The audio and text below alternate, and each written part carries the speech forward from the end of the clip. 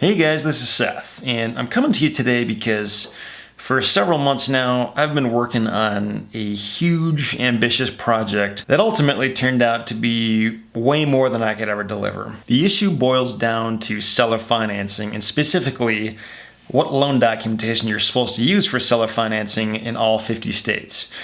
And the reason this is kind of a complicated issue is because every single state in the US has a slightly different set of rules and laws and statutes and regulations that govern seller financing. In some states, it makes a lot more sense to use a land contract, which is also known as a contract for deed. In other states, it makes a lot more sense to use a promissory note and a deed of trust, which is just a totally different type of financing loan instrument. In some states, you can actually use both of these options, and then in some others out there, you can't really use either. So it just makes it a really confusing subject to try to wrap your mind around. And it's usually not too hard to figure out the basics in one single state. But if you're trying to figure this out in a number of different states, it can get really confusing really fast because every single state just has a lot of things you have to know in order to fully grasp what's going on in a seller finance deal and to just understand the consequences of what you'll have to deal with if you ever get a borrower who defaults on their payments to you and you have to go about trying to foreclose on that property. Some states will make it really easy for you to foreclose on a property if the borrower ever stops paying, if you use the right loan documentation with the right language. And other states will make it very difficult to go through that process, regardless of whether you use the right loan documentation. It's just a very cumbersome process to go through. Given how wildly different all the rules are in all 50 states, I had this super ambitious goal of putting together this comprehensive interactive map of the US. And what I wanted to do was have the user be able to hover over any state, and then they would be able to see exactly what type of loan document they're supposed to use, and then how the foreclosure process typically works in that state if they're following all the proper procedures. And since I'm not an attorney and I can't really give legal advice, I wanted to also include links on each state where people could click on the state and it would take them to an actual attorney's website, the attorney that I talked to get the information so that they could then find out more information if they wanted to pursue seller financing in that state. So that was my original dream. And after spending just a ridiculous amount of time on this project, I finally came to the painful conclusion that this was way more than I could deliver. And there's a few reasons why. When I first started this process, I thought it would be easier to just call title companies in every state and just ask them, hey, when you're doing seller finance deals, do you typically use a land contract or a deed of trust or a mortgage or something else? And what I found was that a lot of times they could tell me what they normally saw, but that wasn't really enough information. They couldn't tell me anything about how the foreclosure process worked. They couldn't tell me any legal considerations or any real important issues to be aware of in a seller finance deal. It was just a very uneducated answer, which honestly, I mean, that's all you can really expect if you're not talking to a real attorney. So I figured out pretty quickly that just getting these answers from title companies was not going to be sufficient. So when I finally started calling attorneys, I found out pretty quickly that a lot of them wouldn't even talk to me without charging me hundreds of dollars just to give me their quick feedback. And then of the ones that would talk to me, a lot of them would not let me link back to their website. They didn't want to be liable for anything, which I guess I could understand because, I honestly can't make any statement on their behalf on this map. So it really just kind of gummed up the process and made it way harder than I ever thought it was going to be. And what made it even harder beyond that was there were several cases where I actually talked to more than one attorney in each state, and I started getting attorneys who would give me conflicting information. Like one attorney would say, oh yeah, in this state you're supposed to use a land contract. And another attorney would say, in this state, you're supposed to use a deed of trust.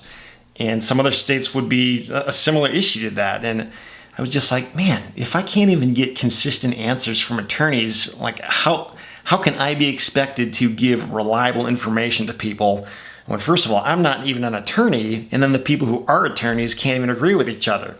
It just got really frustrating and basically impossible to put together this comprehensive one-size-fits-all answer for everybody's problems kind of map that I wanted to do. So with all that said, even though unfortunately I can't spoon feed you the correct answer in every single state, I don't want to leave you hanging. I want to help you understand what the right answer is in the state where your properties are located if you want to get into seller financing and use the right instrument with the right language and just understand everything throughout this whole process. So just looking at my situation, whenever I want to get into seller financing in a new state, usually the first thing I'll do is I'll get on a site like Google or even a more specialized site like Rocket Lawyer that has connections to tons of different attorneys all over the state. And I'll just start searching for an experienced real estate attorney in the state where my property is located. I might Google something like, Minnesota real estate attorney if I've got a property in Minnesota that I'm trying to sell with seller financing. And I will say that not every real estate attorney is built the same. Some of them are very experienced and they know exactly how to answer your specific question because they do seller financing all the time. But not every attorney does seller financing. So I would say when you find a real estate attorney and you give them a call, start by just asking them, hey, how much experience do you have doing seller finance real estate deals in this state? Any good real estate attorney worth their salt should be able to give you some pretty good confidence in their abilities. And if they can't do it, they should be upfront and just tell you about that. Once you're feeling reasonably comfortable with their level of experience in handling your specific issue, you could then go on and ask a question like this. If I'm selling a property in this state, whatever that state name is, with seller financing, what type of loan instrument would you recommend I use? Land contract, deed of trust, something else? And you could even specify the kind of property you're selling. So in my case, I would say if I'm selling a parcel of vacant land in this state, and then go on with the rest of my question, just so they understand specifically what type of property I'm selling. Once they've indicated what kind of loan document that they would recommend, you could then go on to ask them, if I use your recommended documentation and the buyer ever stops paying, is it possible for me to do a non-judicial foreclosure in this state to repossess my property? And also, will I need to include any specific language in order to take advantage of this option? Now, this is a really important question because a non-judicial foreclosure in most states means it will be a lot easier, a lot faster, and a lot less expensive to get your property back if the borrower ever stops paying. Some states will allow a non-judicial foreclosure, but only if you're using the right loan document and if the right language is included in that. Whereas other states don't allow non-judicial foreclosures, period. It doesn't matter what you use or what it says. If you ever want to repossess your property, you have to go to court, which is a lot more expensive and can be a lot more time consuming in some cases. So that's why it's important just to understand, if you go down this seller financing path, regardless of what document you use, what is it going to mean if the borrower ever stops paying you? How much of a hassle is this going to be? And does that extra hassle and time and cost create problems for you? Because for a lot of deals, especially if they're cheap properties and you're not making a ton of money on them in the first place, if you have to go through all these gyrations just because the borrower stops paying you, it could really just make seller financing not even worth it because it's just going to create way more headache than it's worth. But with other deals, if they're super profitable already and if seller financing makes it way more profitable on top of the profit you're already making, then it's really not a huge problem to go through this kind of foreclosure process, even if it does cost you a couple $1,000s, because you're making so much money on top of that, it's just worth the risk. And this is going to vary for every type of property, and it all just depends on what that state requires, what's going to be involved, and how that adds up with the type of property you're selling and how much money you're making on it over the long run. If the attorney says yes, you can do a non-judicial foreclosure in this state, the next question that I would be asking is, assuming I understand the proper procedure, is this the kind of thing I can handle by myself? Or do I have to work with an attorney or a trustee in the case of a deed of trust to complete this process? And then I would also ask, if I'm required to work with an attorney or a trustee to complete the process, how much is it typically going to cost? And how much time does it take to complete the foreclosure? Now, on the same coin, if the attorney tells me, no, you cannot do a non-judicial foreclosure, all foreclosures have to be handled through the court system in this state.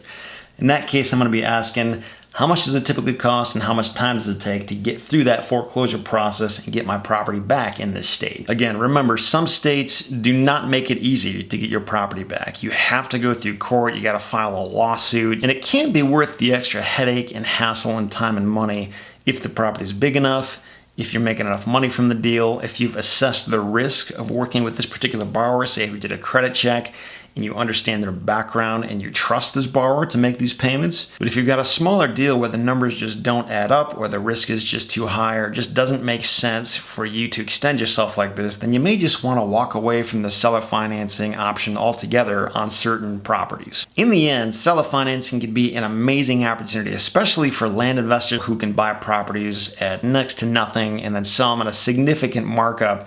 It's just a very, very effective way to create passive income, to build up your cash flow, just to kind of add stability to the income of your business. I mean, it does awesome things if you're willing to understand how things work and just mitigate your risk in the state where you're working. And there are definitely cases when I don't think seller financing is worth the trouble, but a lot of cases where it definitely is. And by asking these questions in whatever state your properties are located in, you can do a pretty good job of zeroing in on what it's going to take to do a seller finance deal in your state and what the consequences may or may not be if you ever get a borrower who defaults on their loan payments to you. So hopefully that all makes sense. I hope you found that helpful, and I hope this doesn't overwhelm you. I know there's a lot of stuff and just legalities to be aware of, and it is legit and it is important to understand, but it's also something that I don't think you should let keep you back from doing this, because once you understand it and once you actually put it into action,